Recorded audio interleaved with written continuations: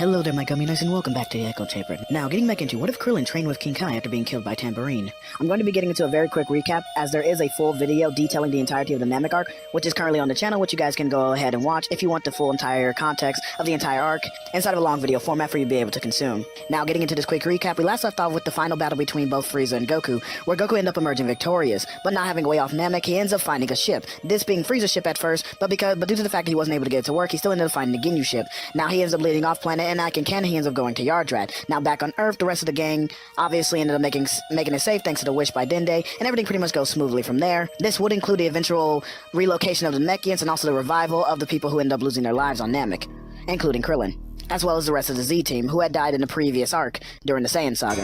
And with that being said, we'll be going ahead and getting into the introduction for this new arc right now.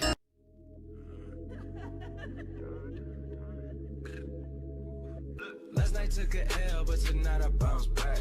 Wake up every morning, by the night I count stacks. Knew that ass was real when I hit it, bounce back.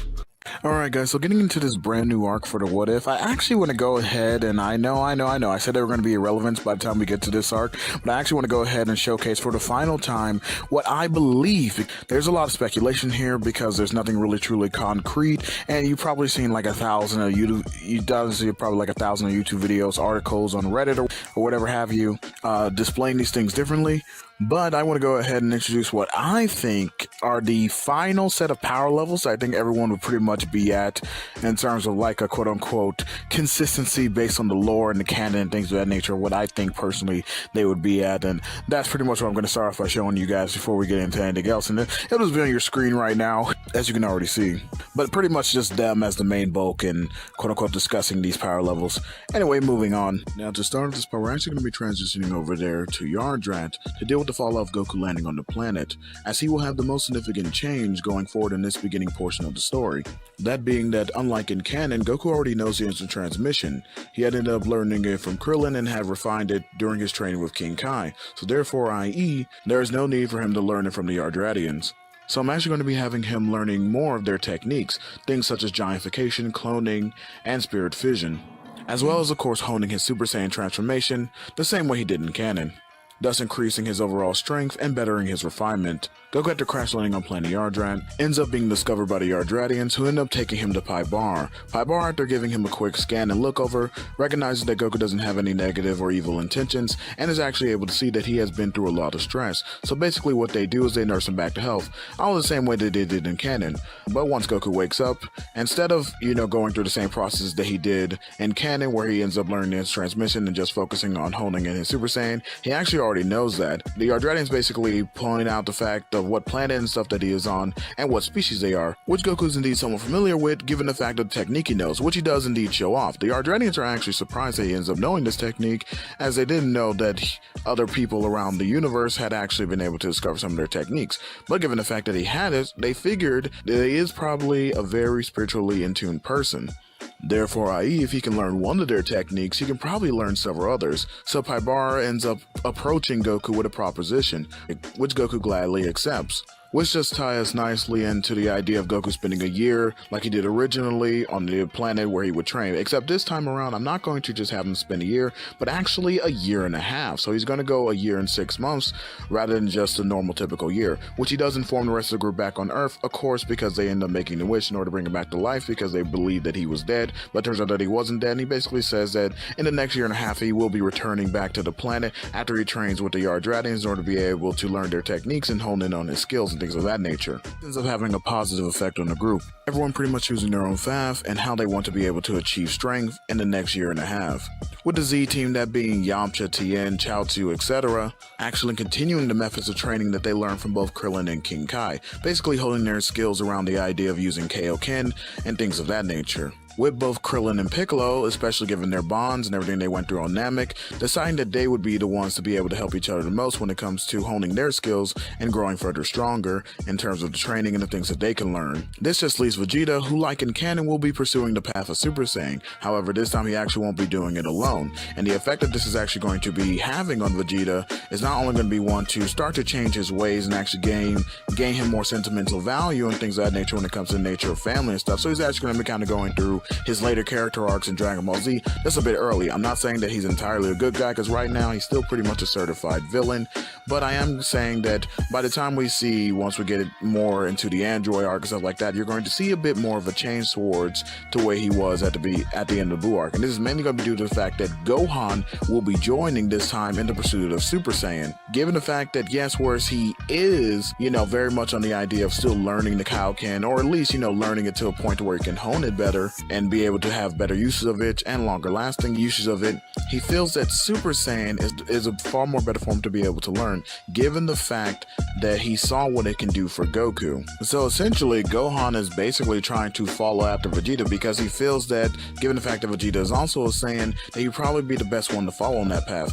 Now, this is something that is brought up to him by Krillin and Piccolo, that it'd probably not be the best thing, especially given the nature of Vegeta, but at the same time, at least under supervision, they're willing to entertain the idea and understanding Gohan's logic and the path in which he wants to choose, and seeing that he's actually a bit more mature for his age, despite being so young, that understanding what he wants is probably the best way to go about it in terms of developing his own strength and allowing him to actually go stronger in the way that he chooses to. Now, I know that people are going to bring up the whole Chi-Chi thing and how is that going to work, with Chi-Chi, but the way I basically square that away is in the idea that not only is this actually going to have a benefit in actually keeping Vegeta on Earth, given the fact he won't just try to run off into space, like take the Cap's core ship and just get out of there, is because of the interest in Bulma. Bulma basically going to Chi-Chi, and kind of like squaring this whole thing away, talking about the education that Gohan could actually have over there, given the fact that Bulma is, of course, really smart, and is considering all the education that he learned in space. He actually does show some of this to Chi-Chi,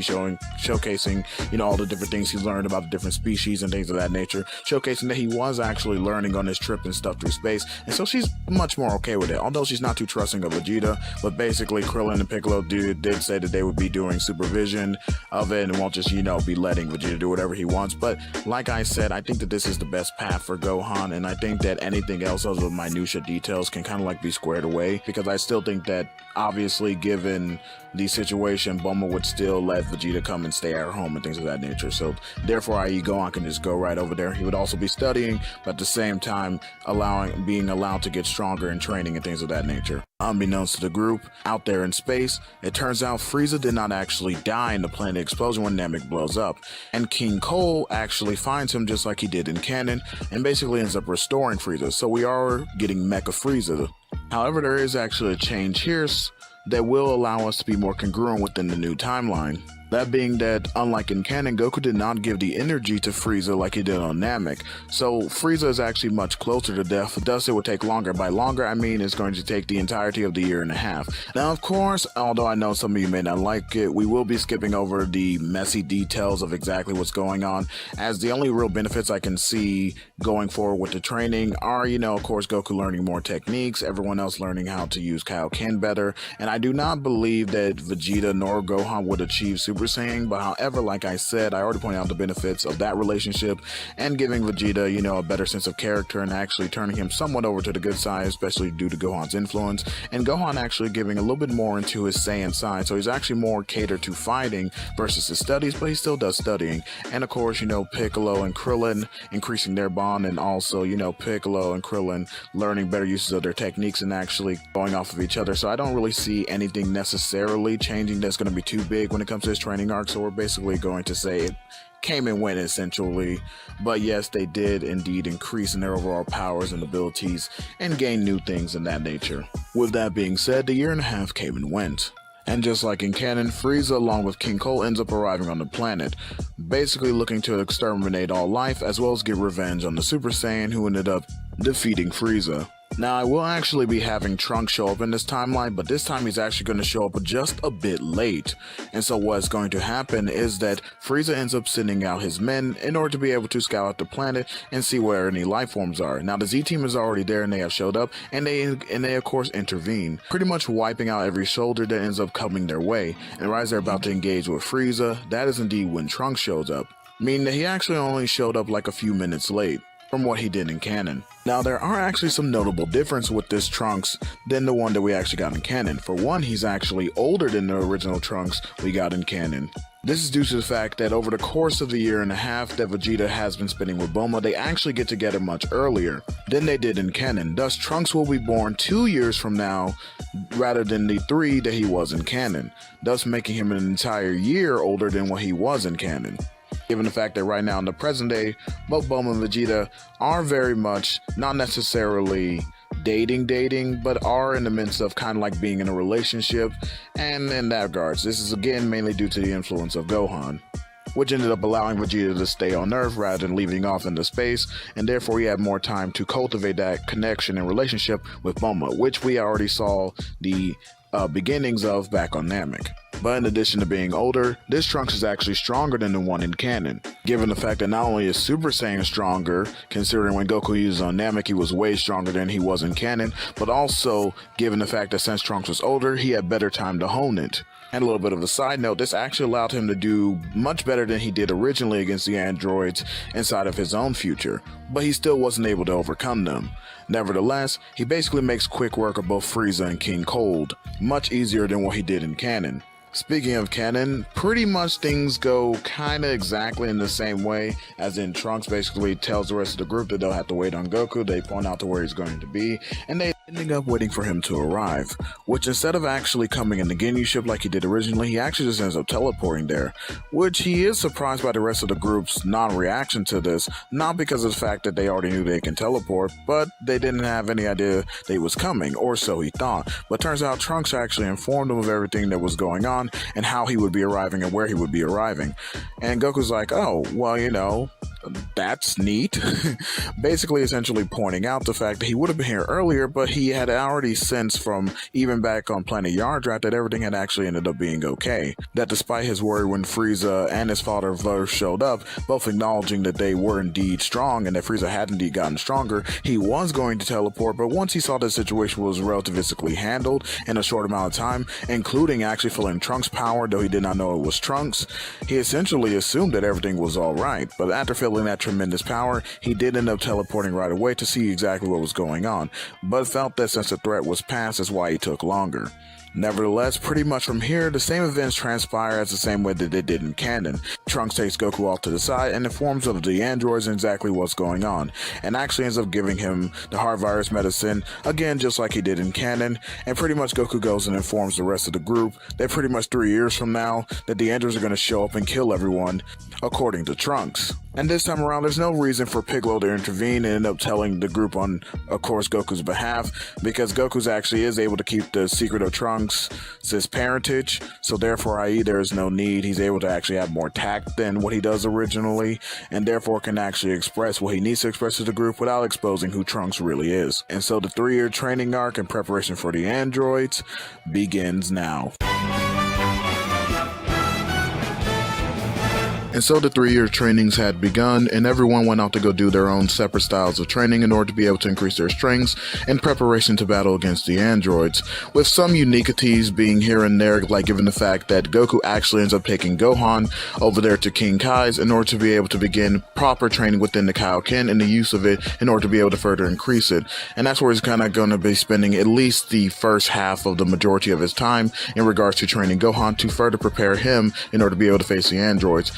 Already getting a sense that Gohan has some hidden potential within him that if it was unlocked, he could potentially be not only one of the strongest Z fighters, but the strongest overall, even more powerful than him. As far as Goku himself is concerned in regards to his training, he's actually been having this little idea in his head around a way to further enhance his Super Saiyan prowess, coming up with the idea that you guys may know from filler but also in canon, the idea of the Super Kaioken, or essentially combining a transformation with the Kaioken, and that's where he's going to be mainly working towards in regards to his specific training, which is another reason he ended up coming to King Kai, who can better teach him some more fundamentals in regards to the Kaioken to better help hone, as well as the fact that since he's already harnessed the power spirit control after spending the time on Yardrat, he feels that he would have a better time acclimating to a new transformation and status like that, given the fact that the Kaioken is very stressful on the body, and adding it with the overwhelming aggression and power of Super Saiyan would be normally downright near impossible, given the amount of strain and power that would be protruding onto your body. But Goku thinks that with his spirit control he'd be able to mitigate a lot more of the negative effects. This idea is actually echoed by another one of our main stained Z fighters, that being Krillin, who himself now has actually taken a trip to Yardrat where he will be learning about the spirit control as well as its various applications in order to actually apply a similar logic, essentially making it less stressful so that way he can access higher forms or higher tiers in regards to Kaioken. Of course, trying the best he could in order to mitigate the negative side effects of being the fact that if you were to push Kaioken to certain levels, especially given the fact that he has a human body, they will be far too strenuous for him to be able to continue. But with this methodology, he is hoping that he is going to be able to push it to further extremes, even matching somewhat akin to the powers of something like Super Saiyan. As far as the other Z fighters are concerned, they too are looking to hone in on their existing skills as well as some new ones they have learned over the time that they've been training together, and have all decided to actually come together in order to be able to train on honing certain skills, which actually would end up being another change for canon, is considering that this time pretty much all the remaining Z fighters, that's like Piccolo, Yamcha, Tien, Yajirobe, all of them are going to be essentially training all together, which is mainly beneficial given the fact of how strong Piccolo is, and thus they would have a high tier sparring partner in order for them to be able to not only hone their skills faster, but also build their resilience and things, especially when it comes to things like using the Kaioken, thus to further increase their own output of usage. Now in regards to Vegeta, for the most part, I would say that his training method is going to be essentially the same, but there is going to be somewhat of a minor or major change if you consider it that way, given the fact that I'm actually going to have Vegeta actually engage more a bit with the group this time. And when I'm talking about regards to the group, I'm actually talking about in regards to Goku. Given the fact of how much more powerful Super Saiyan was in the showcasing on Namek, Vegeta's kind of been humbled. That and the fact that he got to meet Bulma earlier and they spent some time together, and he started to developing more towards the direction that he was, not necessarily around the Buu arc, but towards the more mid to tail end of the Cell arc, if you will. So therefore, he's become a bit more humble to the idea that there are people stronger than him, that he probably can indeed use help, because he wants to understand exactly what Goku did in order to be able to achieve such a high grade of power. But these interactions will be all too brief, given the fact that he will just essentially go and spar with Goku from time to time, and also get some, how you say, pointer tips in how to become a Super Saiyan and stuff from him. And Goku would essentially explain the methodology and the stuff that he went through necessarily in order to be able to turn to Super Saiyan. And Vegeta wouldn't necessarily take it to heart at first, because he feels like, you know, again, his pride and stuff is getting in the way of this, and he kind of like feels like that it's not necessary he should lower himself to such, you know, standards in order to be able to become a Super Saiyan. But he actually has the benefit of giving the fact that instead of taking exactly like 3 years for Vegeta to become Super Saiyan like it did originally in canon, he's actually going to become Super Saiyan within 2 years with 1 year of honage. But nevertheless, 3 years comes and pass, with the group seeing notable gains. If they were already notably more stronger than their canon counterparts, then they are now vastly outpacing them in the realms of power, speed, techniques, everything that you can possibly imagine. They far exceed their canon counterparts, and everyone's training has actually seen great growth and benefits. So the group all finally meets up again at the cliffside overlooking South City in preparation to confront the androids. Now there are going to be some other notable differences here. Like for one, whereas Vegeta was originally absent, this time he's actually here, standing alongside the group in order to be able to fight with them against the androids, given the fact that he not only achieved Super Saiyan earlier, but he had an entire year to hone it, and he has a bit more of a friendly relationship with the group, mainly being Goku. But that's not all, as in regards to Goku himself, given the fact that I've made him far more, you know, intelligent and things of that nature when going around in this what if, and far more family oriented, he understands the necessity of wanting to keep those guys safe, especially given the prodding from both Chi-Chi and Gohan. Goku actually ends up taking the heart medicine. Even though he didn't end up getting sick, he still ended up taking it, and thus this will be preventing him falling to the heart virus later on within the battle against the androids. Thus everyone is allowed to catch up and begin the search, heading down towards the city. But after a while of looking around, they begin to notice that there's nothing, not even a speck, not even a mere blast or anything that has gone off to indicate where the androids are. And despite as they might, they can't figure out a way in order to be able to track them, because when they tried to sense for them through their ki, they're not being able to pick up on anything. But eventually, just like in canon, Yamcha is the one to discover them first, and upon realizing that these are indeed the androids, he begins to engage with them. Meanwhile, across the city, Krillin stood atop a building, his eyes closed as he began to meditate, thinking to himself that even if they can't feel their energy, maybe there's another method that he can use. Given the fact of how successful his training was in terms of spirit control, he's actually learned a new method of being able to track someone in regards to, rather than just sensing them through their ki, but perhaps even sensing them through their soul. This is something that he ended up discovering through understanding further the properties of both the instant transmission and the Genki Dama, figuring out there was a link between the two that he could combine in order to further harness his sensory abilities. Krillin, however, is a bit worried as to whether or not this method will work, given the fact that he does know that they're androids, and he's not sure whether or not machines have souls, but he's willing to give it a try anyway. Putting two fingers to his head, he begins to search, thinking to himself that most likely the soul would be very malicious, especially given the description that these two were mindless killing machines and otherwise super evil. So figuring that the soul would be malicious, that's exactly what he searched for, where the most malice was. And whereas he wasn't able to pick up on 19, given the fact that he is indeed all machine, he was able to pick up on Dr. Gero. Meanwhile, back at the battlefield, Yamcha was actually doing better than he did in canon, able to parry Dr. Gero's first strike and actually take a few more of his blows, but realizing that he was going to be no match for him base to base, he was about to kick it up to Kaioken right as Android 19 had jumped in the fray, aiming a punch towards his face. But unfortunately for him, this was quickly caught by Krillin, who ended up teleporting in, saving Yamcha from taking the hit, catching 19's face easily and punching him in the gut, sending him flying through a couple of buildings. Krillin, of course, makes sure that Yamcha is okay before telling him to signal the others. Right as 19 comes rocketing back in, standing beside Android 20, or Dr. Gero, dusting himself off from the blow, noting the idea that it did indeed hurt, but it wasn't nothing that do any permanent damage. Yamcha quickly charging up to a Kaioken times 10, which alerts everyone else as to his energy, as to where he is, and they immediately go there, showing up within the next instant. And pretty much from there, things happen as they did normally, with Dr. Gero essentially explaining what him and 19's mission are and exactly how they're connected to the Red Ribbon Army.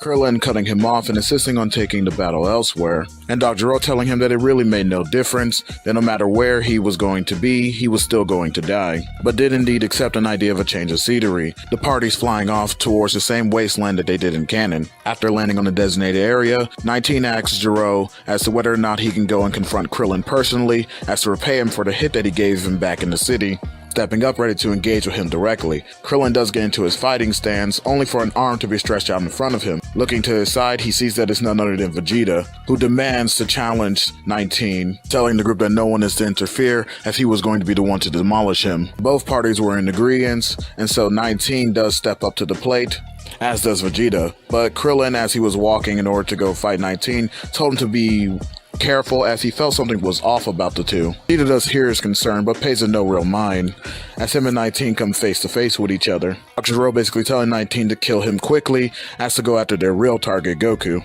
Vegeta then utters one of his most infamous lines, asking if 19, an android himself, has ever experienced fear, before transforming into a Super Saiyan. This does shock some of the group, except for the people who already knew that he could do it, but still they were more so shocked by the power output, given the fact that this Vegeta is way stronger than the one in the canon. His Super Saiyan would be vastly greater than what was showcased. This actually shakes both 19 and Gero, as they weren't expecting Vegeta's power to be this astronomical. But before they could even think any more about that, 19 had already started to get bullied, Vegeta rushing in and elbowing him in the face, before hitting him with a quick combination in the air and throwing him to the ground. He begins to slam him all around, bullying him after that, it clearly being shown that 19 is utterly no challenge. Dr. Gero is absolutely dumbfounded, as he couldn't even remotely believe that Vegeta was this strong, even with all of his top scans and indicators, and assuming that everyone would essentially get stronger than what they were when he stopped recording. It shouldn't really have made this much of a difference between them. Vegeta, on the other hand, is just having a ball, kicking around the tub of fun like nobody's business, and after another kick that launched 19 into the air, Vegeta goes upwards and knocks him back down towards the ground. 19 can barely even stand at this point, struggling to his feet, but only to see a bright light up in the sky, and it was Vegeta's Big Bang attack. The second after he saw it, Vegeta was launching it towards him. But 19, thinking quickly, getting out of the shock, does raise his hands up into the air. Vegeta was undeterred, not even so remotely suspecting that he'd be able to catch an attack like that, but suddenly he did.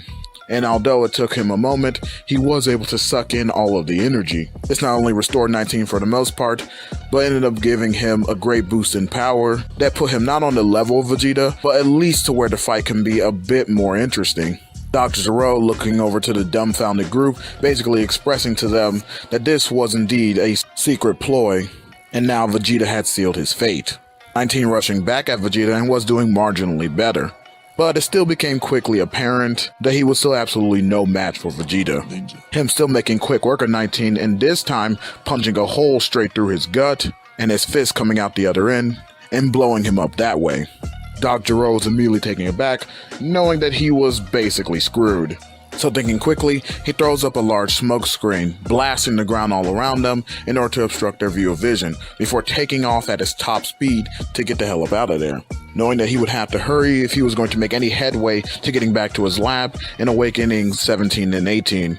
Once the smoke cleared, everyone could see that Dr. Zero had ended up getting away. This ended up pissing Vegeta off, who wanted to immediately go after him, but Krillin told him to wait, pointing out that while he was running off, Piccolo had heard him say something under his breath. Vegeta does indeed come down to listen, although he's not too happy about it, but Krillin does reassure him as well as the rest of the group that even if he does manage to completely get away, that it wouldn't necessarily matter, because although they can't necessarily sense their ki, he had another method of being able to track him.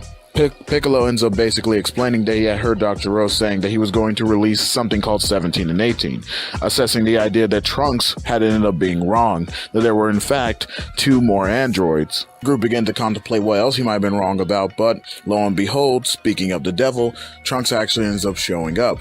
The two groups meet and explain exactly what happened, and then Trunks is taken over to the wreckage of what used to be 19. Lucky Vegeta hadn't destroyed him in his entirety and left his head still around, even though he had blown up most of his body. Trunks was indeed able to confirm and identify that this was not the androids that he was talking about, and that indeed what Piccolo heard was correct. The ones he was talking about was both 17 and 18.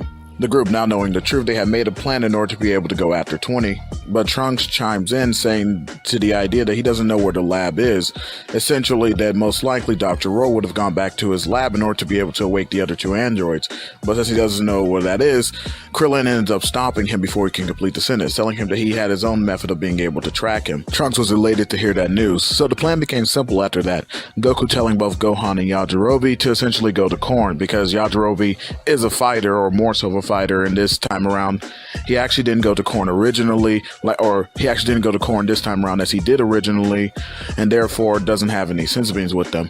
Given the fact that the fight might still be dangerous and they could use them, Gohan, especially given the fact that Goku had indeed over the time skip taught him how to teleport, basically says they could be in and out. And essentially they would just track their energy upon coming back if they want to find their location, but to go to Korn in order to secure some senzu beans just in case. So those two leave, and the rest of the group, using Krillin's new tracking method, end up finding the location of Dr. Zero, who had made it a majority of the way back to the lab.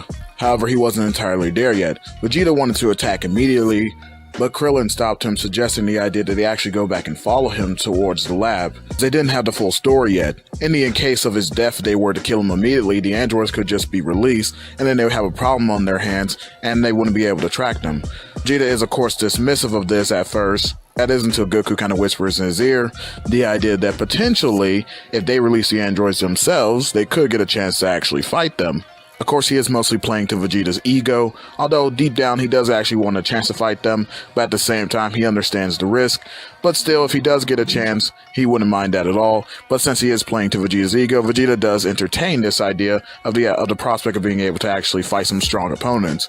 After all, what was all the point of the training if they don't actually get to use the new skills that they've learned? So they end up following Dr. Zero all the way back to his lab, keeping themselves out of sight as to not be spotted by him. Quickly, Zero goes inside and immediately activates the other androids, not wanting to waste any time, especially given the desperation of the situation. In fact, it is so desperate that he even goes and activates 16, despite the fact that he knows that he's not entirely complete, decides to go ahead and activate him anyway, knowing that with him it would guarantee a surefire edge. Z-Fighters outside had waited for a couple of minutes before going to the entrance of the cave themselves. Trunks draws his sword, wanting to rush in right away, and hopefully that Dr. Zero hadn't activated them yet, go in there and kill them. Most of the group seems to be in agreement, except for, once again, Vegeta, who essentially calls Trunks a coward for thinking that way, that he wasn't afraid of no washing machines. Krillin turns to them and tells them both that they need to be more covert about this, and subtle. Vegeta tells him he's got his subtlety right here, before blitzing past the entirety of the group, and just with a swift kick, kicking down the metal doors, going into the lab. Whereupon entering the group see not only a dead Dr. Gero, but also instead of 2 more androids, it's 3. Third one being a huge android with red hair, who we know as Android 16, who upon seeing Goku, immediately charges towards him. Barely has any time to react, but does manage to put up a guard, but he does indeed get sent flying. Most of the group was unaware as to what had even happened because they didn't even see 16 move. He had been going so fast. But they still wouldn't have any time to reorient themselves, as both 17 and 18 came flying in. 18 sucker punching Vegeta, slamming him right in the trunks, sending both of them flying, before proceeding to then bench press both Tien and Yamcha, clotheslining them out of the cave and sending them hurtling towards the ground. Krillin and Piccolo did try indeed to attack 17, but he was able to block off all their attacks, elbowing Piccolo straight in the gut, basically almost rendering him unconscious. Krillin going into a Kaioken times 10 in order to save him, and he does significantly better. Against 17, he still isn't able to put a dent in him. 17, after a few moments, gaining the upper hand. He ends up kicking Krillin away. While they were off guard, Piccolo did try to attack both of them using an explosive demon wave, having regained his bearings, but it was all for naught, as the attack did no damage whatsoever. Simultaneously speed blitzing Piccolo, both the androids 17 and 18 had ended up kneeing him in the gut, as well as slapping him in the back of the head with their fists, sending him hurtling towards the ground, unconscious. Meanwhile, 16 had been engaged with Goku after he had first launched him, but he wasn't really giving him any time to catch his bearings. Goku barely able to muster up a defense, as 16 began to pound and beat down on him.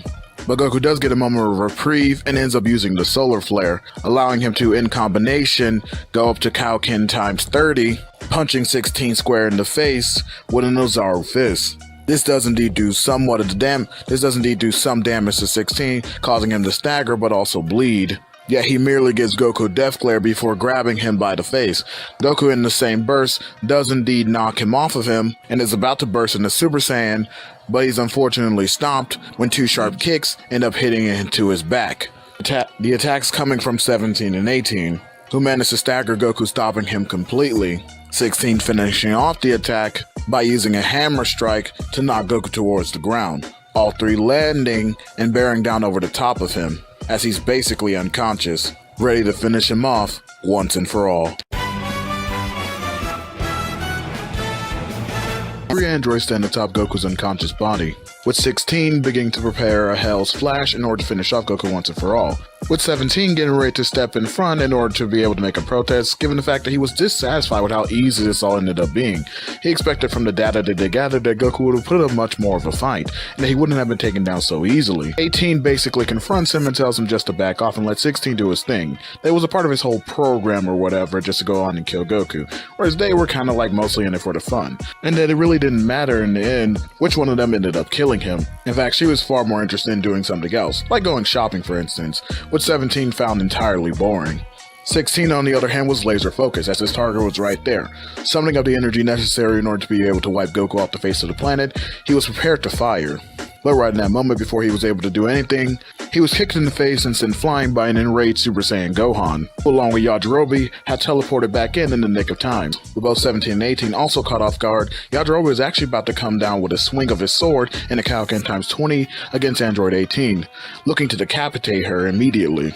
But she managed to notice at the last second, regaining her composure, and lifted her arm in response, which completely shattered Yajirobe's sword on it. 18 then aimed a punch toward Yajirobe's face, which would have connected if not for Krillin, using instant transmission, getting right in front of her, and using a solar flare, which completely blinded 18, allowing him to burst into a Kaioken times 40, where he kicked her in the face, knocking her away, before telling Yajirobe to go and handle the others, while he went out to go and fight Android 17, who had also been caught into the solar flare, thus giving Krillin somewhat of an advantage as he rushed towards him, starting to fight him off. Yajirobe, doing as Krillin asked, immediately grabbed Goku, in order to be able to take him off somewhere safe so he can give him a senzu bean, as well as give the others. Gohan, on the other hand, was going after 16 after knocking him away. He was still enraged and thus not really focused on anything else but his target. And once he caught up to 16, who by this point was still flying through the air, trying his best to stop himself, Gohan landed another combination attack on him, punches and kicks galore before blasting him down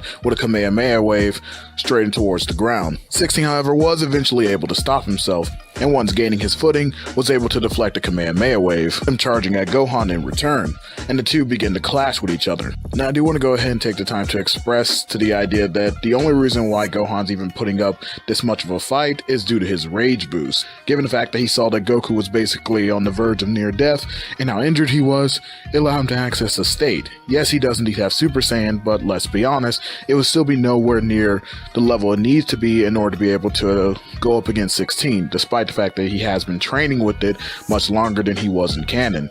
But if I had to give a rough estimate, I would say that this rage boost would put him very closely near the same level as an ascended Vegeta, but still quite a few notches below, but just getting up towards near that level. Thus, I would say he boasts the raw power advantage over 16, however, it's not a very high margin.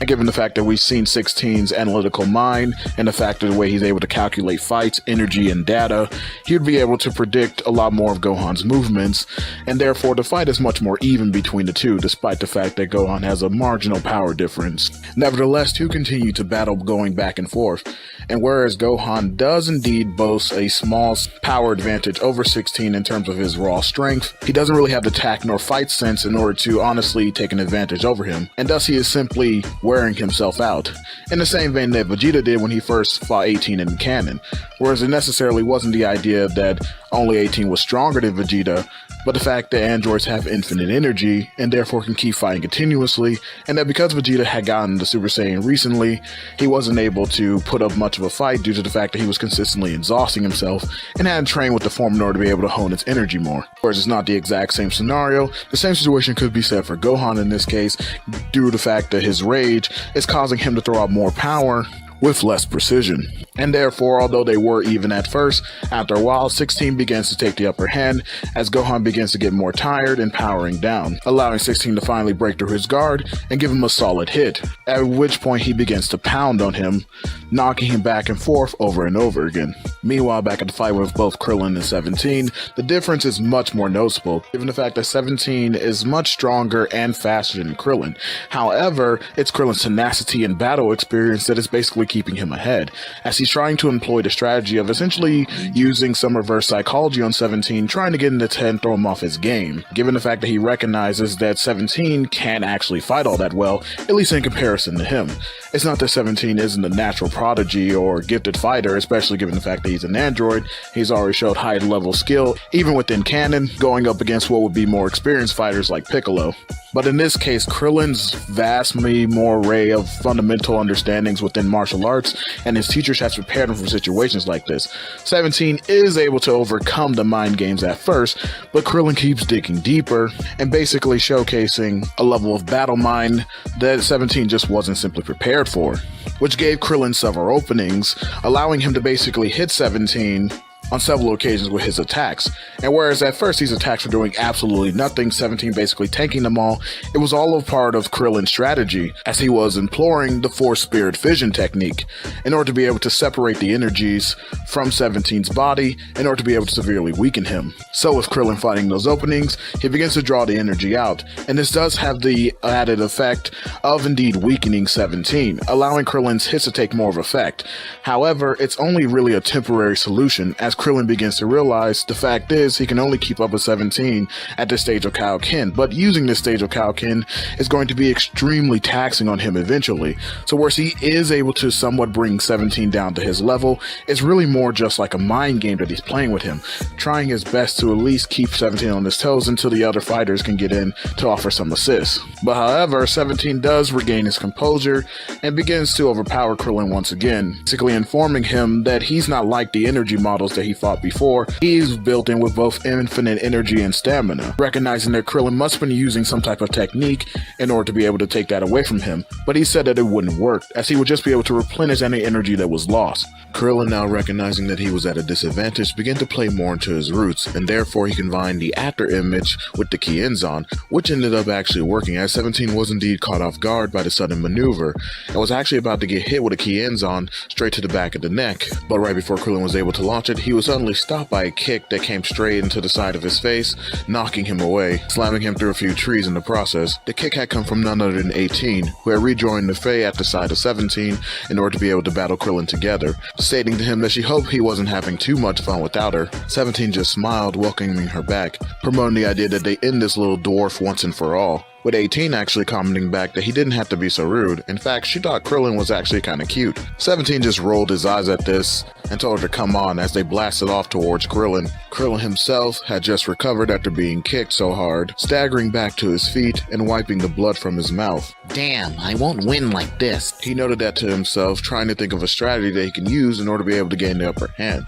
He could try Force Spirit Fission again, except this time direct the energy towards him in order to bolster his own power, but he recognized that even that was fruitless, as whereas the endeavor, just like his first time trying to catch 17 off guard with Force Spirit Vision, may indeed work at the beginning, it won't be a long-lasting solution in order to be able to do anything significant in regards to damage against them. But it was now or never. He knew he had to do something. As the androids approached him, stopping right before him, 17 ended up speaking up, pointing out to Krillin that he actually was one hell of a fighter and that he did an amazing job. But this is where it ends. 18 noting that it was such a shame, especially given her mild attraction towards him. She really didn't want to end up killing him, but in this case it would look like she had no choice. Krillin took his fighting stance, not wanting to back down, thinking to himself that at this point he would just be buying time. The androids then started performing one of their most infamous tactics, that being what I like to call the twin magic, as well as the same fear tactics that they used against both Gohan, or future Gohan in this case, and also future Trunks, seemingly enough blending into each other as they blitzed towards Krillin. Him recognizing that he had no choice, he ended up pushing his Kaioken to his maximum limit, which in this case was a Kaioken times 50, thus granting him a power boost that was somewhat equivalent to the Super Saiyan boost that somebody like Goku or Gohan or Vegeta or Trunks would get. As this did help Krillin fend off their initial barrage, it was quickly becoming apparent that this was a terrible move on his part, given that really this was a last resort, as the strain and the stamina loss in regards to what Krillin would be experiencing was still far too great for his body to be able to handle, even with the regulation training from the spirit control. And after a while, he ends up running out of gas. This being notable when the fact that 17 and 18 were both now getting extremely clean hits on him. Krillin unable to do anything but just sit around and be toyed with, and whereas he does try to defend himself, his attacks are sloppy and too slow and not powerful enough to do any significant damage. Him constantly missing, or even when he does land, it quickly being blocked and guarded, and Krillin just takes another hit, with the androids at one point even treating him like a pinball, and how even 18 got a quick kiss on his cheek, which Krillin did try to retaliate with a backhand, but that was swiftly dodged as well, which made it all too clear to Krillin that he was absolutely screwed. The androids ended up finishing him off by knocking him towards the ground with swift kicks as they both landed into his chest. They were about to give Krillin the future Gohan treatment, but a blast came rocketing out of nowhere, slamming right into 17, though he managed to block it at the last second, wondering who the hell had just shot him with that. The blast having come from none other than Vegeta, who stood there in all his glory proud of himself, a malicious smile etched across his face, as he said to both 17 and 18, "Alright, you chewed up washing machines. Your fight is with me now. No more picking on the weak," before turning into a Super Saiyan and blitzing over towards 17, using the same tactic that he would later on use against Pui Pui, that ended up knocking 17 away, as Vegeta gave chase. 18 was getting ready to join in and try to help her brother, but then something caught her attention. Her looking back, she sees all the rest of the Z fighters, Yamcha, Tien, Piccolo, Krillin, Yajirobe, all coming racing towards her, she having no choice but to confront them. Meanwhile, back with Gohan at 16, it became quite clear that Gohan was put on the back foot, as he was bleeding profusely and huffing and puffing, almost keeled over. He wiped the blood from his face, getting back into his battle stance, recognized to himself that no matter what, he couldn't give up here, noting that his father would never give up if he was in this situation, and so therefore Gohan would continue into the bitter end. 16 was menacingly walking towards him, and once he got within a few feet's distance, he ended up raising his fist with the intent of firing a rocket punch in order to finish off Gohan. He did so, but right before it could make contact, out of nowhere, the fist was kicked away. sent flying, it almost slamming back into 16, but he managed to catch it, reattaching it to his arm. The kick had come from none other than Goku, who was standing before Gohan, telling him to rest easy and that he was proud of him, saying that he would take it from here. Gohan smiled weakly up at his father before powering down and passing out. Goku caught him before he hit the ground though, and teleported him away quickly to get him out of the range of the battle, coming back almost immediately and confronting 16, going full powered Super Saiyan. Now keep in mind when I say this, I do not mean that Goku has unlocked grade 4.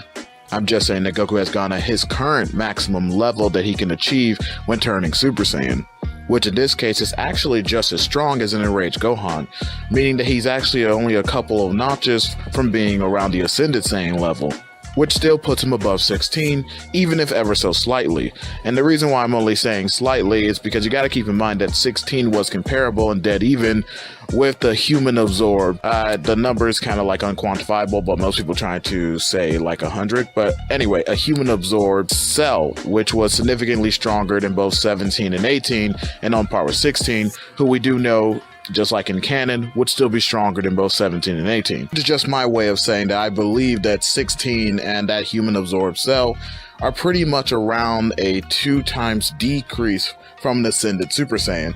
I would actually even argue maybe even like a 3 times decrease, but nonetheless, I'm basically saying that Goku is indeed above both that Cell and 16. However, he has not reached the level of grade 4, nor has he reached the level of an Ascended Saiyan, but he is pretty much close. On top of that, he's also receiving a bit of a rage jam, especially given the condition that he just saw Gohan in. Nevertheless, the two stare down at each other, but Goku is the first one to strike, shouting out to 16 to help pay for what he had done, before charging over to 16 was actually taken aback as Goku had managed to actually blitz him, throwing a swift kick straight towards his face, knocking 16 for a loop as he was sent flying. But Goku didn't let up the barrage. He began slamming him over and over, straight into the ground as he was pounding him down. A multiple combination assault with a fury of punches and kicks, leaving 16 really no way to counter, as whereas Goku was at the same level that Gohan was, the difference between them was that Goku had none of the drawbacks that came with it. He was angry, yes, but his anger was more controlled than it was for Gohan, and he wasn't losing sight of his prowess or skills, especially when it comes to his martial arts abilities. So basically he gets all the benefits of being at a state like this without any of the drawbacks, meaning that right now he is legitimately overpowering 16. But whereas things are going well for Goku, back with the others, it's not looking too hot.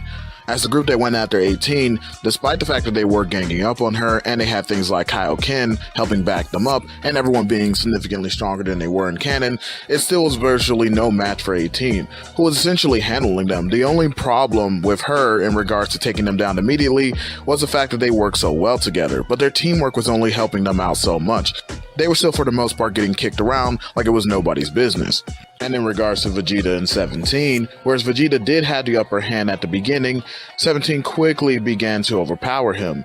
This is due to the fact that whereas Vegeta is stronger than he was in canon, and most likely would have put up a much better fight had he had been fighting against Android 18, 17 we know is stronger than 18. So even though Vegeta has gotten much stronger than he was in canon and would have done better against her, he's only doing marginally decent against 17, and even then, it's still not enough to overpower him, and in fact 17 has begun to gain the upper hand. Krillin, who was now resting alongside Gohan, wanted to go in there and help, thinking that his friends were going to end up getting killed, but at the same time, he was wondering what could he possibly do, especially given his performance. Even if he was healed by a senzu bean, it wouldn't really matter. Would he even make that much of a difference in regards to the fight? Sure, maybe. But at this point, all he was thinking was the best thing for them to do was just run away, which caused him to slam his fist into the ground, saying that he shouldn't be thinking like that it made him feel like a coward. But Krillin's train of thought was broken out as upon feeling the surge in Goku's power, recognizing just how massive it was. Noting that he had never felt power like this come from Goku, that he was way stronger than what he thought. Krillin was of course right in his assessment, as back at the battle with 16 and Goku, where 16 did manage to regain his footing and was actually doing some damage towards Goku, as he had managed to land a few clean hits, as well as knock him off course with a few ki blasts. However, the battle was still majoritarily in Goku's favor. This forced 16 into a no-win scenario, Recognizing that he still had a bomb in his chest, he was going to end up using it. So rocketing off towards the sky, Goku gave chase, which was a part of 16's plan, as he was going to let Goku hit him, that way he could grab onto Goku. And keep in mind, 16 was able to hold Perfect Cell. I know some people are going to say, well, that's plot-induced stupidity, but since Goku is nowhere near that level yet, then it perfectly stands to reason that most likely 16 would be able to hold him, even though, yes, at this point, Goku, as I've stated, is stronger. Like I said, if he could hold Perfect Cell to get ready to do the bomb technique, then he can most likely hold Goku.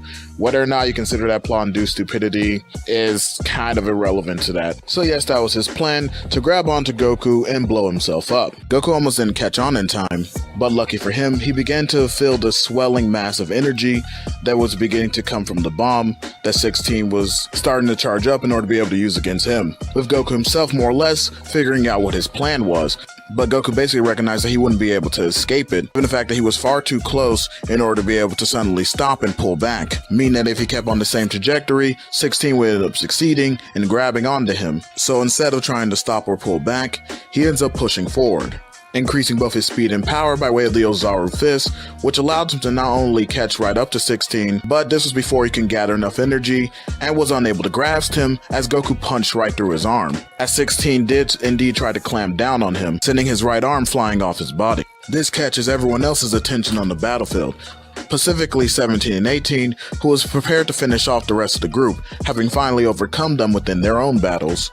Looking towards the direction where the attack came from, they see what ended up happening to 16.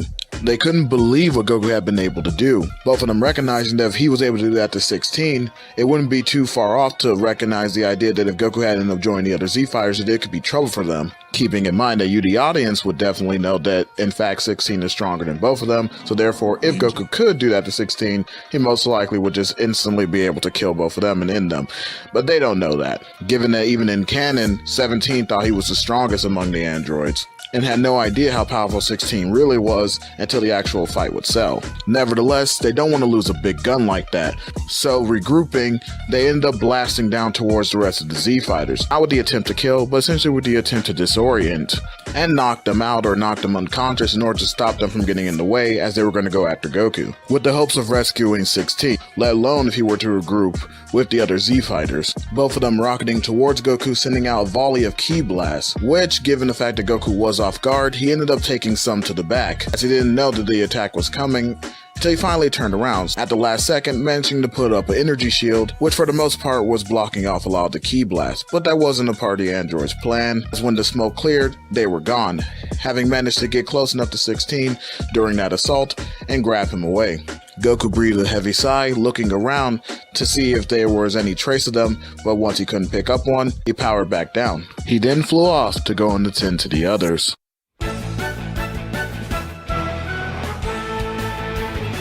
As described in the last part, Goku ended up to go check on the rest of his friends, basically making sure they were okay after their battle with the androids, and for the most part, everyone was essentially in good health, although they were quite devastated, none other than Vegeta, who really had a big attitude around the idea of losing to the android. After all, he had to completely wash the other ones. He did not understand, no matter how hard he trained, no matter how hard he pushed, Kakarot seemed to steal the show once again, as he was the only one who was able to defeat one of the androids. This caused Vegeta to immediately fly off in his own direction, with Trunks aiming to go after him, but Goku in turn stops him, basically saying that just leave Vegeta alone, that he probably needs some time to himself. But Trunks said that he wasn't going to let that happen. Who knows what crazy type of thing he would be able to get up into, which most of the group pretty much agreed to, and Goku realizing that he probably couldn't stop Trunks even if he wanted to, not from a lack of power, but because he understood the connection with his own son, he decided to go on and let him go. In turn, the rest of the group began to discuss their next move, with Krillin basically being the one to point out the obvious, that other than Goku, none of them were really any match for the androids no matter how hard they trained, that they would have to find another way to get stronger. And they didn't just want to rely on him, because who knows how actually more powerful the androids could have possibly been. Again, none of them know that 16 was actually the strongest among the group, and considering that they lost against 17 and 18, from their perspective, they are probably the strongest among the group, or at least that's a thought anyway. Goku then perks up and mentions the hyperbolic time chamber, which does end up confusing Krillin, but he's really the only one, as everyone else in the group has at least heard of the hyperbolic time chamber, recognizing the idea of what it means if they were able to use it, figuring that even if the other two androids were stronger, Goku was still able to take one of them down, meaning that if they just were able to do one day, at least one day of intensive training, they'd probably be able to overcome the androids no problem, which does get the others' hopes up, because in fact, whereas they did lose against the androids, it's not like they did entirely terribly bad. In fact, nobody really suffered all that many too serious injuries. They were hurt, nothing that was anywhere near life-threatening. Piccolo, on the other hand, suggested another way that he might be able to possibly get stronger by fusing with Kami, but did want to go over with the rest of the group, considering that would mean that they would lose the Dragon Balls. In the end, the group coming to the decision that they best leave that off the table, at least for now, as there was no real reason that Piccolo would have to do that. Again, he didn't really lose all that badly, and in fact, more so than even the other groups, he did almost as good as Vegeta when it came to fighting the androids. Sure, at the beginning, everyone was caught off guard, which is why they did so poorly in the first place, but given the fact that they actually got to fight the androids this time around after being healed up by the sensor beams, they recognized the idea that the power gap wasn't as big as they thought it was. And once again, there was all the hype from the fact that Goku was able to take down one of the androids, potentially killing it. So the group comes to the decision that Piccolo should hold off on the idea of fusing with Kami, as the situation doesn't really seem all too serious enough for that to be a conclusion for them to come to. Besides, if anything did go wrong, they already had the Dragon Balls on hand. So with everyone in agreement, they head off towards the lookout in order to be able to go into the hyperbolic time chamber. All except Goku and Gohan, who actually head off looking for Vegeta and Trunks, in the hopes of being able to convince them that they can use this training too. After all, they would probably need all the help that they can get. Again, just trying to stay extra prepared, not necessarily because they want to throw bodies at the situation, but just in case anything else arises. Who knows how many things have changed from the future that Trunks originally told them about. And so they want to make sure they're basically prepared for any type of situation that should arise, although the group could not foresee how right they would be in choosing this decision. As we transition over to some far-off town, where we see a complete desolation. What should be a bustling city is a complete wasteland with nothing but empty clothes lying around, as we see a tall green monster with his tail stuck in the last person that was alive, draining them dry. Now you guys know that this is none other than Cell, who actually is in a bit of a frenzy, as what he's actually been doing this whole time has been sucking up people a lot more than what he did in the original canon, in order to be able to get significantly stronger, as this whole time he was actually feeling the battle powers of everyone that was fighting, recognizing that both Goku and Gohan were massively stronger than what he thought they were. He kind of understood that the number of people he would need to absorb in order to be able to capture the androids was vastly more than what he originally probably thought. Considering, once again, like I said, in the original, it's really an unquantifiable number that he absorbed after his battle with Piccolo to get strong enough in order to be able to take out both him and 17, but still you can just assume whatever number you choose to give him, it's at least double that number in this continuity. So with Cell basically in panic mode,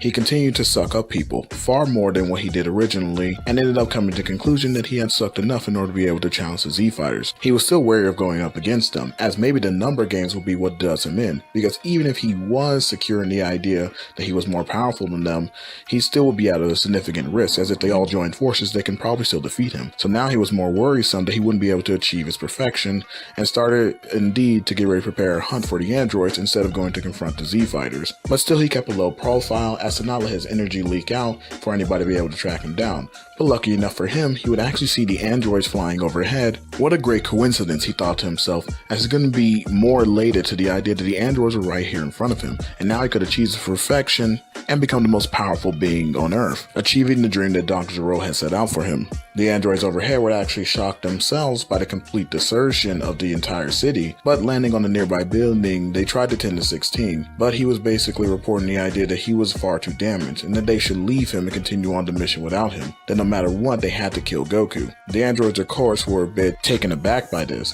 as they understood the sentiment and logic, but at the same time, 16 was just kind of like giving up so easily. But they didn't really get enough time to contemplate this, as right behind them they can hear a voice. Basically a voice of Cell calling out to them, saying hello to his brother and sister, licking his lips as a very sinister smile was etched across his face. Meanwhile, Goku and Gohan ended up meeting up with both Trunks and Vegeta in the middle of a wasteland. Trunks and Vegeta hadn't been talking to each other, just kind of like how they did in the original, when basically Goku showed up after getting cured from the heart virus. But this time around, they still try to go with the whole idea of convincing them, and it doesn't really take too much as it did in canon, as Vegeta is a bit more kinder here, and thus his reluctance to really go with Goku or use any methodology that he would use in order to get stronger is a little bit more loose and lax. Besides, he had built a familial bond with Gohan as well, which is why Goku brought him along, as he was able to pick up on this, with the connection that Gohan also had with Trunks just being an obvious bonus. So the two are able to convince them, and the whole group heads over to the lookout with the others. Once they meet with everyone else, they realize that no one else ever went into the time chamber yet. Now, just like in canon, Vegeta and Trunks do go in first, but this time Vegeta's actually less reluctant to have Trunks tag along. In fact, he wants him to tag along. He felt the power that Gohan was able to produce against Android 16, and figuring that it might have something to do with his potential. After all, he trained with him before and had already had these types of thoughts going through his head. And he figured that if he can push Trunks to the same heights, that this would be more of a way to challenge himself. That way he can get even stronger than what he already was. Again, really trying to focus on the idea of becoming more powerful than Goku, as well as the androids, but more so just trying to benefit himself, as he wants to become the strongest. That part of his personality hasn't changed. But except this time around, he's just not going to be as dismissive towards Trunks. Back with the androids in Cell, it is clear that the battle did not go well for the androids. The city is entirely in ruins. 16 is otherwise torn apart and essentially ripped to pieces. Although he is still barely clinging to life, he has been otherwise dismantled, and standing in front of him is a badly beaten and otherwise broken Android 17. Who's barely clinging to life himself. Cell menacingly walks towards him while being in his second form. I know some people may question this, saying that 17 had to go first and then 18, but I don't think it really mattered the order. I mean, subsequent material, including games and other stuff, whether you consider that non-canon or not, has showed that the order doesn't necessarily really matter. As long as they both get sucked up, Cell can achieve his perfect form, and then whoever he sucked up first would have probably just gave him the second form. So in this case, given the fact that 18 is much weaker, she would most likely get sucked up, first versus 17. But that doesn't really matter, as 18 had already been consumed, and therefore Cell was in his second form, again walking menacingly towards 17, a dismantled 16 just on the ground, basically barely clinging to life. 17 does still try to put up a valiant and noble fight, but it all ended up the same, and Cell ends up achieving his perfect form, the power being so massive that the Z-Fighters have no choice but to put their attention towards it, as they feel a massive increase in power, and it kind of terrifies them, because none of them can even remotely stand up to this power. Not Goku, not Gohan, not any of the other Z-Fighters, and they're just baffled, entirely confused as to what was going on. They weren't even really thinking about it too much up until now, because after all, they couldn't feel the android's ki. But this new energy that they were feeling, it seemed like it was a combination of all of their energies. They can feel each one of them felt themselves in this creature, and they knew that things had went from bad to worse. And unfortunately for them, they still had 23 hours to go before Vegeta and Trunks would exit the time chamber, meaning that whatever this new threat was, they would have to hold it off and face it alone. But with everyone scared to death, no one was even willing to make the first move to try and go and confront whatever this thing was that had this massively ominous power. However, eventually Goku was the one to make the first plunge, teleporting down after waving goodbye to all of his friends and family, figuring that there was a likelihood that he probably wouldn't come back. But at least maybe, just maybe, if he were to use something that he had been saving up until now, he could potentially hold this thing off at least long enough for Vegeta and Trunks to exit the time chamber. Goku now reappearing in Cell's blind spot, fully in his Super Saiyan transformation. He was about to go for a punch right towards his face, hoping to catch him off guard and at least surprise him with a barrage of attacks, figuring that he would have to play the game of cat and mouse in order to be able to hold Cell off. But Cell easily deflects his punch. In fact, he doesn't even move a muscle. He just stands there and takes it. Goku tries to land more attacks on him, but he realizes that none of them are doing anything to him. Cell finally grows tired of admiring himself and his own perfection and ends up catching Goku's last punch, easily hitting him in the gut and knocking Goku straight out of Super Saiyan, before holding him by the throat and calling a divine act of providence that Goku ended up showing up before him, but that he won't be dealing with him right away. After all, the reason why he was in such a haste to gain his perfection was because Goku was the one who actually pushed him to this. Him and another person, that being of course as we know Gohan, exceeded his parameters for what he thought the abilities of them were. Far be it for him to not acknowledge power when he sees it. And so he basically poses a question to Goku, saying that if he had more time, could he potentially get even stronger than what he displayed against the androids? Goku was a bit taken aback by this question at first, but managed to struggle out a yes, that he would be more than capable of destroying him, which made Cell laugh as he loosened his grip and dropped Goku to the ground, basically saying he'd give them 10 days, pointing out the idea that in 10 days he would be hosting a tournament to bring all the Z fighters that he wanted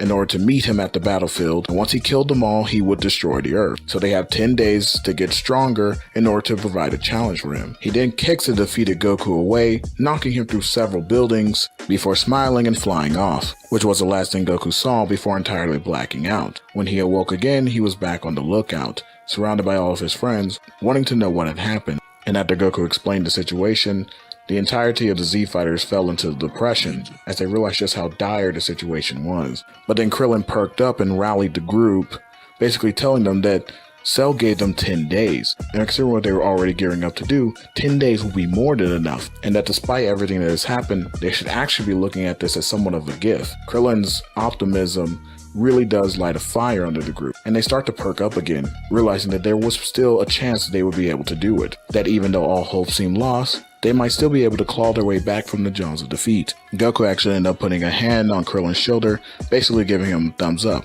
telling him that he did a good job, acknowledging that he was in. And so, with the countdown to Doomsday having now begun, the group prepares for the fight of their lives that will decide the fate of the world.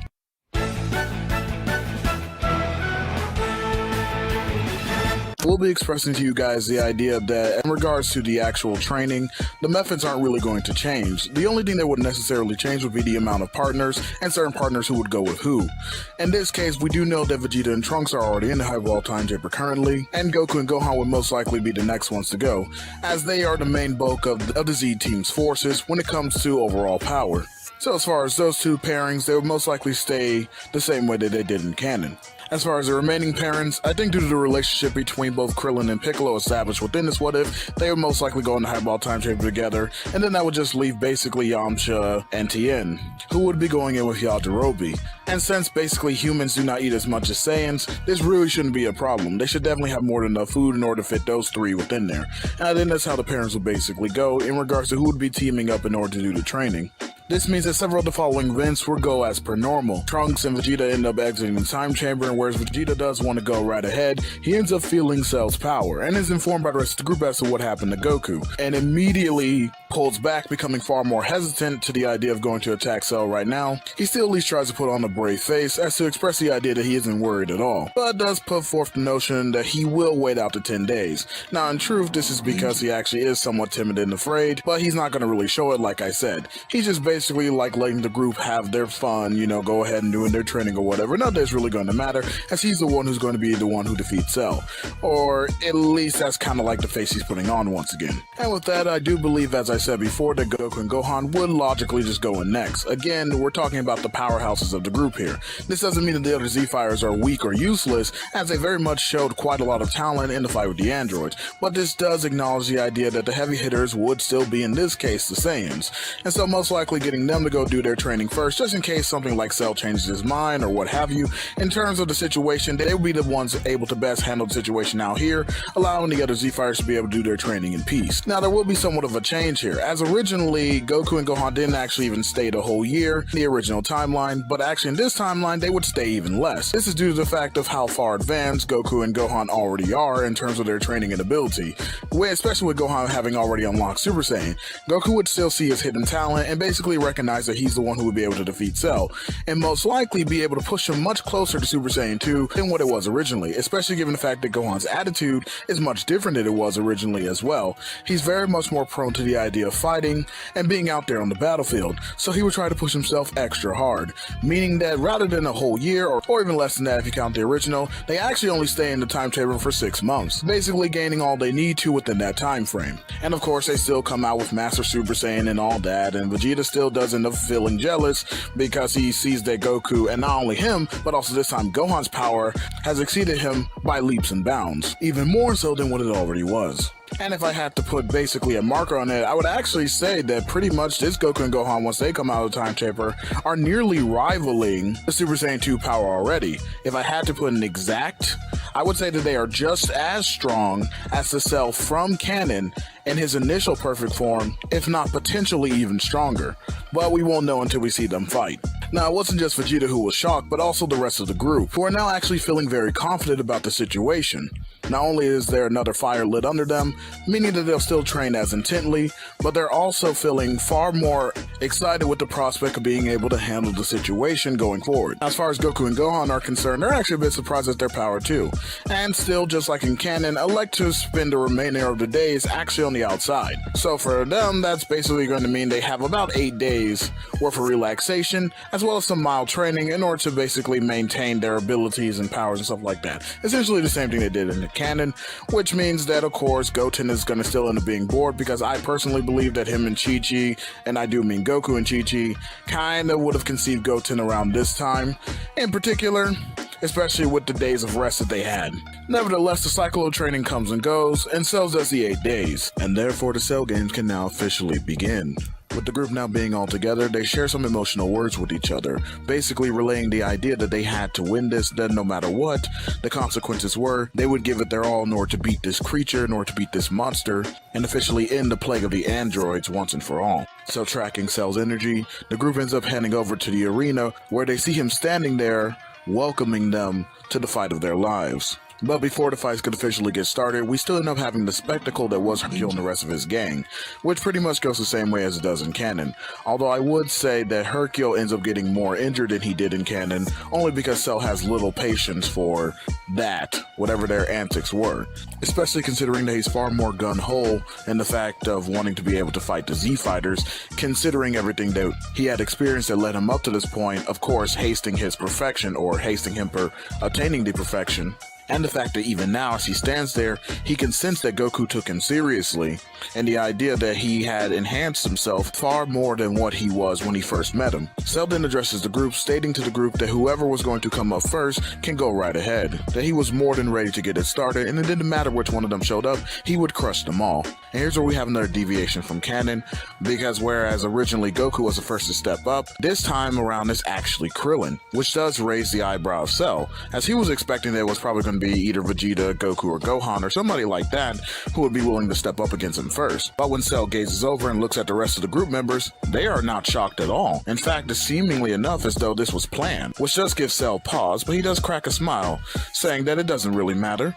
He'll just get rid of the small fry first, so that way he can go to the main course. Krillin basically staring at him menacingly, telling him not to cast him aside, as though he was just some weakling. We transition back over to a cliffside where the group had their initial chats where they were giving each other emotional words, where Krillin brought up to the group that he actually had a plan. He had been developing or really training within a technique that he had learned on Yardrat called the Spore Sphere's Fission. Once he explains it to everyone, they basically are like, well, that seems like a very powerful technique indeed, and Krillin says yes, he's developed it to the point to where he could probably even do something against Cell, despite the fact that he's an android, and that he at least wanted a chance to test it out in order to be able to see as to whether or not the idea that he had in his head would bear fruit. The group is of course hesitant at first, with more outspoken members being both Goku and Vegeta, but Krillin does hush their fears, basically giving them a bit of a demonstration.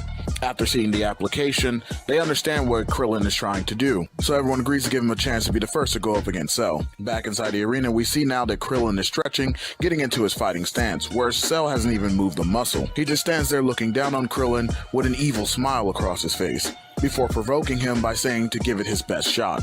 Krillin then tells him not to regret that decision, before smiling himself and powering up to a Kaioken times 50, racing at Cell and attacking him with full force. Krillin now having mastery and control over this level of Kaioken, he's able to somewhat hold his own quite well, as again this is the equivalent boost of a Super Saiyan. But Cell is completely unfazed, as he's far surpassed that level of power. He's just still wondering what is Krillin up to. During Cell's contemplation as the two clash, he doesn't even notice that a punch comes rocketing towards his face, upon which striking him actually dealt enough damage that it actually caused Cell to bleed a little, which he was utterly dumbfounded and baffled. The fight now having been stopped temporarily, where we see Cell look dead at Krillin, wondering what the hell just happened. Krillin was huffing and puffing, but the smile he had never left his face, and he ended up looking at his fist before looking back at Cell, saying alright, as it seemed his plan was able to work. But Cell only grows angry, or at least rather more irritated, and begins to charge Krillin again, this time completely overwhelming him and not giving him a chance to perform a stunt like that again. However, Krillin's use and mastery of the instant transmission really does come in handy, as well as the other tricks he's learned over the years, such as the multiform technique. This does allow him another opening where he goes for a kick right towards Cell's gut. Cell was able to catch on to this one, however, attempting to block it with his hand. But upon Krillin's foot making contact, Cell's guard was immediately broken, as the attack actually managed to push past him and hit him straight into the gut, sending him flying down towards the ground. Cell does manage to catch himself and land on his feet, but he does notice that he actually is injured, once again grabbing his stomach in pain, as he looks up to Krillin, now even more furious than before, wondering how the hell is he doing this. Every time they clash, it seems like once he finds an opening and lands an attack, even if Cell manages to block it, he's actually bypassing his guard, which shouldn't make sense, as he's clearly more powerful, faster, and should have better versatile techniques over Krillin. Yet, for some reason, he's not able to guard against these otherwise super weak attacks, which I know that some of you in the audience might be confused as well as to what's happening. So allow me to explain. Krillin, in his training to master the Four Spirit Fission, has been able to essentially pinpoint by attaching all his ki to a singular point on his opponent's body. He's simply bypassing their durability, using the otherwise effects of the Four Spirits Fission, which could bypass your durability naturally and take away the energy and force behind an opponent's attacks. And also, as you guys know, the energy can then be used to either power yourself or power something else, or even restore the energy back to a previous person for whom it was stolen from. Four Spirit Fission is probably one of the most OP and broken techniques in all of Dragon Ball for this very reason. Krillin's mastery, on the other hand, has allowed him to not only pinpoint that level of ki, but also the tracker or marker, which is his own ki, which in layman's terms allows him to force openings. Essentially, he weakens his opponent by leaving these trackers there. Any spot that he puts it on becomes significantly weaker as all the energy is drained out of that point of contact. And so with all the energy drained, that leaves that entire point of contact that Krillin has placed a tracker essentially vulnerable, meaning that even the most basic and weak attacks could essentially affect you, which is why Krillin's able to break through Cell's guard and actually still be able to injure him, despite the fact that Cell will be naturally more durable, faster, and stronger. And in fact, this is how Krillin explained it to the other Z fighters, and he really knew that he was going to go in and not really be a match for Cell. He wasn't expecting to actually win this fight, but at least create those openings. As long as Krillin remains alive, or at the very least conscious, and wherever he places trackers will remain as a vulnerable spot on the body. And so he's trying to hit Cell as many times as he can with these trackers in order to be able to weaken him as a better way to help out the fighter who goes after him. Cell was furious as he charged at Krillin again, this time making sure to hit him with more long-range attacks, as he didn't even want to get close to him. This proved quite difficult for Krillin, as he understood that Cell was probably catching on. Even if he didn't know exactly what he was doing, he was being far more cautious and not willing to take the chance that Krillin would be able to do it to him again. This put him in a difficult spot. But Krillin has always been a very crafty and skilled martial artist and is able to come up with a way to actually be able to go after Cell to close the distance. Krillin not only using an advanced version of the Kienzan, but also an advanced version of the Solar Flare, with Cell being able for the most part to dodge the Kienzan that were coming at him, but he still managed to get cut by a few. But unlucky for him, he wasn't able to react fast enough as Krillin used instant transmission to teleport right in front of him and used the new version of the Solar Flare, completely blinding him and even taking away Cell's ki sense. At which point an exhausted Krillin does try to capitalize on this, going to at least a Kaioken ×3, as that's really all he can muster at this point after this prolonged battle, and does land several attacks, although the impact of the trackers will be lessened considering that he's not hitting Cell at his full power, but still the trackers were placed. Cell, who at this point had grown tired, bursts open his aura, completely blowing Krillin away and sending him flying down towards the ground. Completely exhausted and unable to continue, Cell's declared the winner of their match. Cell was still floating in the air after doing this and began laughing as he was huffing and puffing, basically telling Krillin that he was a failure, that no matter what little stupid technique he was trying to pull there, it ended up not working in the end anyway, that he was still invincible and that Krillin could do nothing against him. And that of course he expected this to be the outcome of their match, as he regenerated his wounds that had been laid onto him and landed back onto the arena floor, basically stating to the group that that was enough of a warm-up and that he wants a real challenge. This is then where Goku steps up to the plate, basically telling Cell that he will be the one to fight him next, which does indeed put a smile on Cell's face. Goku does look back at the barely conscious Krillin and gives him a thumbs up, thanking his friend for all of his help. And so the battle between Goku and Cell begins, and it basically happens as pretty much as it did in canon, except for this time around, considering Goku's power, he's far more even with Cell, and so there's not really any clear advantage as to who's going to win. Cell has become much more frustrated because he wasn't expecting Goku to have climbed up this far, but still he does put much more effort into it, relying on the other DNA that's inside of him, including his Saiyan-like potential, to further evolve while also in the fight, and thus he does begin to push Goku back. However, Goku does have a secret that he's been holding back, that he's been wanting to use this whole time, bursting open into the Super Kaioken, which not only brings Goku up to rivaling Cell's power, but he even slightly surpasses it. On top of that, given the fact that Krillin is again still conscious, he still is conscious, and therefore his trackers are still on, so Goku knows exactly where to hit to find Cell's most vulnerable areas, for which he proceeds to do, and lays an absolute smackdown on Cell. And although Cell's not completely overwhelmed, he is at a severe disadvantage, not able to really put up that much of a fight against Goku, although he does still land his fair share of hits, which is wearing down on Goku's stamina, considering the fact that although he does have better comfort use with the Kaioken, or the Super Kaioken in this case, he still does suffer from severe stamina loss. That being said, he still has the advantage over Cell, even managing to hit him with an Azaru fist that basically blows off Cell's arm, allowing Goku to basically use another attack, the Warp Kamehameha Wave, where he uses his transmission to get it right up on Cell before Cell can react and blow off the entire top half of his body. But unlike in canon, the exertion of this much power drops Goku down to his knees, basically turning him back to his base form, as he sits there on the ground thinking that he's won, but he is otherwise almost completely exhausted. However, unfortunately, and just like in canon, Cell does manage to get back up, although it does take a little bit longer than it does in canon, considering how much more force was exerted over him. He does manage to get back up and regenerate, but doing that took away the trackers and markers that Krillin had left on him, so Cell's now once again fresh without any vulnerable spots for Goku to be able to aim at. Nevertheless, it shouldn't worry you guys too much, as Cell was significantly drained during the course of that battle, and this regeneration only drained him even further, him still huffing and puffing himself, recognizing that this battle at this point could go probably either way, as it was clear that Goku was a little bit more exhausted than him.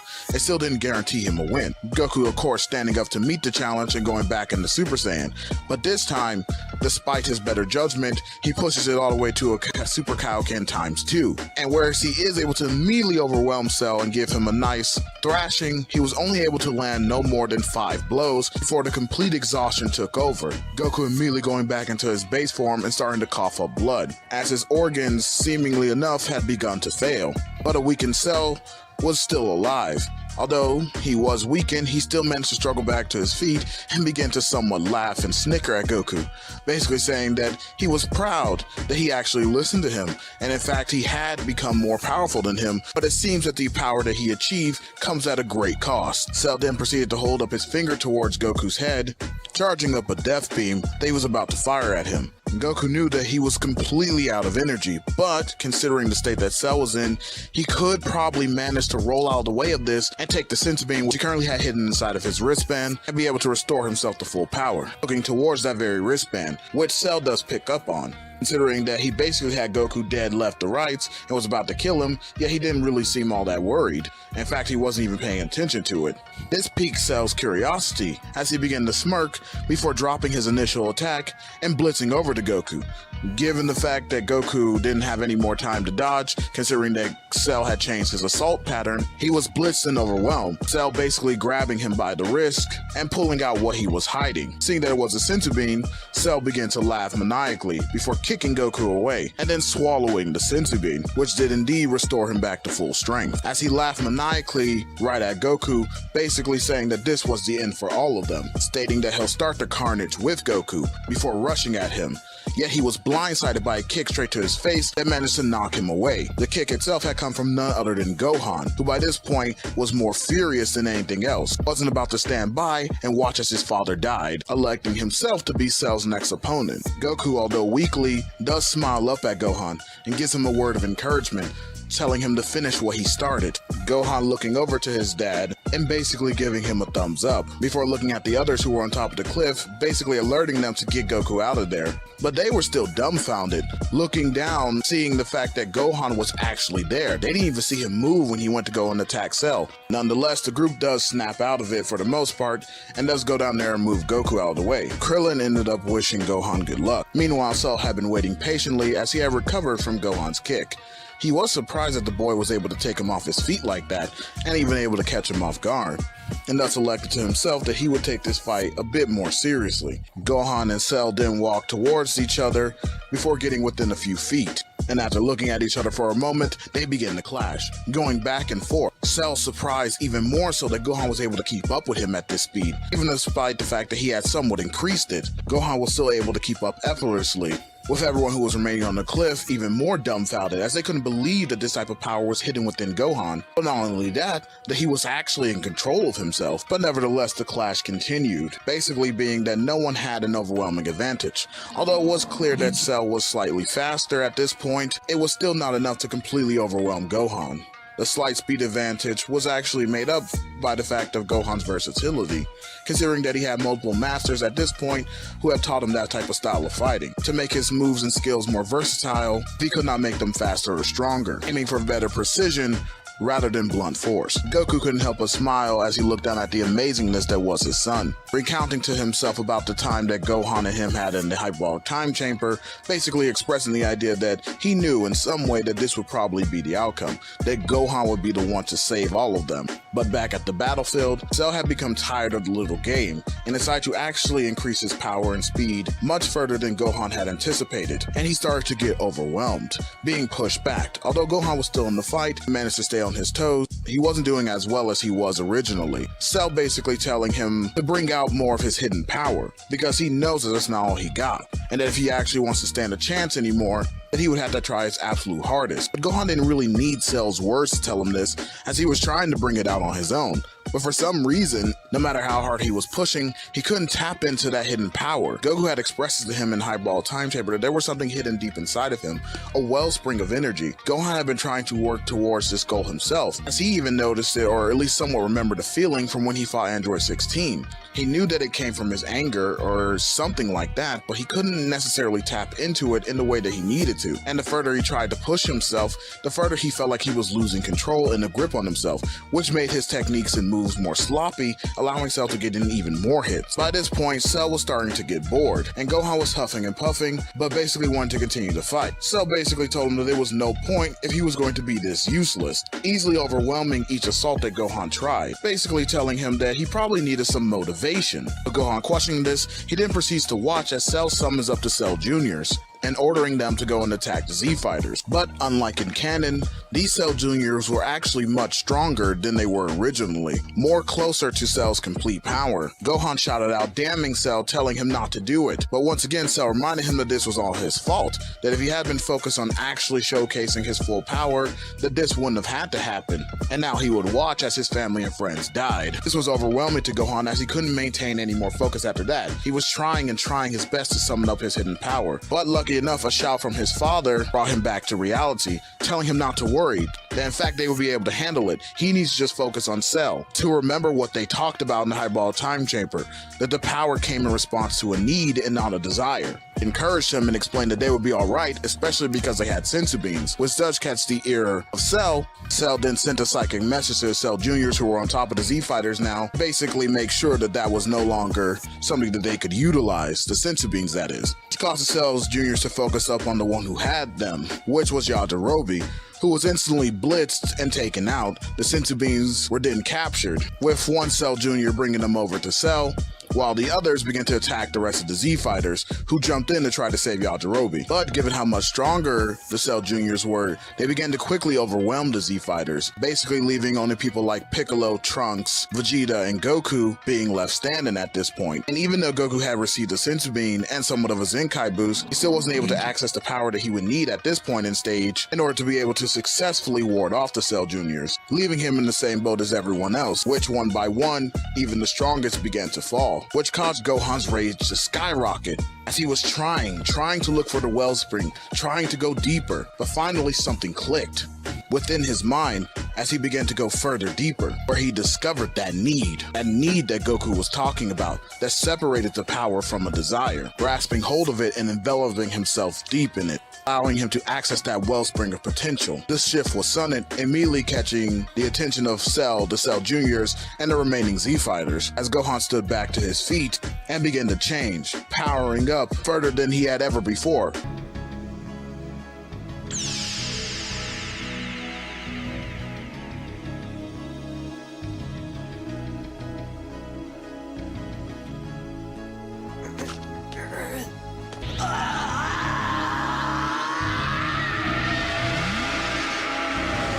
I know your kind. You think you can waltz in and just take our planet. You forgot one thing. I'm my father's son! Unlocking the fabled Super Saiyan 2 transformation, the same way he did in canon. Neither Cell nor the other Cell Juniors could even perceive Gohan's next move, as he was already on top of all the Cell Juniors, having gotten up there before they could even react, killing each one of them one by one. He did try to put up a bit of a fight, but Gohan, just like he did in canon, dispatched them quickly, before proceeding to look down at Cell rather menacingly. This actually shook Cell a little bit as he began to actually sweat, but in that very same moment, Gohan was already behind him again, Cell turning around, only to see that Gohan had the senzu beans in his hand, before he zoomed back up to the group, asking his father to hand out the senzu beans to everyone. Goku without hesitation did as he was asked, basically telling Gohan before he went back down to Cell that he was proud of him. This did put a slight smile on Gohan's face before returning to his more serious expression, as he proceeded to rush to Cell and beat the brakes off of him, not even giving Cell a chance to fight back. Cell was completely overwhelmed, unable to do anything, and in his desperation, he even tried pulling out the move that he saw Goku do. Considering that he would have Goku's DNA, he would still be able to pull off the Kaioken, and does try it, which does elevate him to a point that is somewhat compared, but is still nowhere near the maximum level of Gohan, especially what he was putting out right now. So whereas he is able to actually land a hit on Gohan, it does absolutely nothing. Gohan just looking at him, basically smiling with the idea that he was expressing to him that he was pathetic, which did anger Cell, but it changed nothing. Gohan proceeded to lay the smackdown on him and continued to beat on him. But Goku does notice that Gohan should have been killed him. In fact, in that initial assault, he should have ended Cell right then and there. But unfortunately, Gohan's arrogance is far more greater than it was here in canon. Whereas he could have ended Cell a long time ago, he's actually been toying with him the whole time, allowing Cell to basically continue to fight back. But another deviation from canon is the fact that Goku doesn't actually shout at him to basically end Cell now, as he's not necessarily all that worried. He does note it and is kind of surprised, but he's not that worried considering how overwhelming Gohan's power is. That he has far more faith in his son here, especially given the fact that he fought Cell himself, and unlike in canon, he was able to overwhelm Cell and he saw all of his tricks. Or at least, for the most part, saw most of his tricks and knew that he wouldn't have been able to get any more stronger than that. Even if Cell had another senzu bean, that he still would be nowhere near compared to Gohan's current level. Nevertheless, Gohan still delivers the gut punch that causes Cell to puke up the androids, except this time he actually pukes up both 17 and 18, reverting back to his first form rather than semi-perfect Cell. But this is where Gohan's arrogance became the issue. As this Cell was far more weaker, he still was desperate and completely in a crazed state at this point, and just started attacking Gohan relentlessly. But Gohan should have finished him off immediately, but he chose not to, basically giving him weak hits that still kept Cell's body intact, although it was knocking him away. This was enough to alarm the rest of the group, and then Goku then proceeded to tell Gohan that he needs to stop playing around and go ahead and finish him, that there was no more use in torturing him. But at this point, Gohan, who was now even somewhat acting out of character, screamed to his dad to shut up, that he knew what he was doing. Now keep in mind, whereas this is necessarily out of character, it's also still within the character of Gohan at this point in stage, as he has been going through a bit of a rebellious streak since he was still young. This time finds Gohan being much more aggressive and much more keen to the idea of wanting to fight and be out there on the battlefield with his dad, whereas the original Gohan was more timid and shy. And so when he yells back at Goku, he's far more harsher than the Gohan was originally, whereas the original Gohan just basically told Goku that he wanted Cell to suffer, but was still trying to maintain respect for his father. This Gohan does not show that, as his power is so much stronger and so much more overwhelming that he even starts to lose himself into the rage of the personality. Whereas he was somewhat in control at the beginning, the wellspring had begun to overflow. and the power was now going to Gohan's head, affecting his mind even, and thus causing him to say what he said to Goku.